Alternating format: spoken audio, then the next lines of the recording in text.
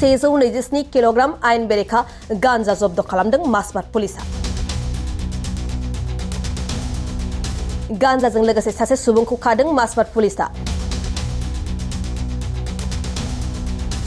उदालगुरि जिल्लानि मासबाद पुलिस आरो मासबाद ओनसोलारि हाग्रा बिफाननि मोनसे जथाय अपारेशनाव आयेन बेरेखा गांजा हमनो हादों मासबाद पुलिस आरो मासबाद हाग्रा बिफाना। बे अपारेशनाव पुलिस आरो हाग्रा बिफाना 127 किल'ग्राम आयेन बेरेखा गांजा हमनो हादों होनना बे समाव खौरांनि गेजेरजों मिन्थिनो मोननाय जादों।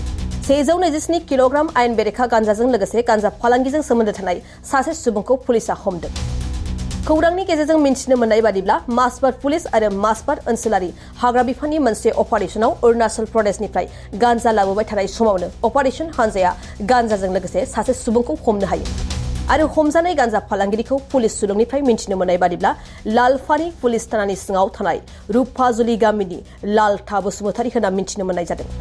मख'नो गोनांदि बे जथाय पुलिस अपारेशनखौ उदालगुरि जिल्लानि पुलिसनि डीएसपी दिशा सैकिया, मासबाद ओनसोलारि हाग्रा बिफाननि राजार अभिजित दुवारा, बीट अफिसार मिन्टु बर' आरो लालफानि पुलिस थानानि आईसी कुलदीप मजुमदारा दैदेनदोंमोन।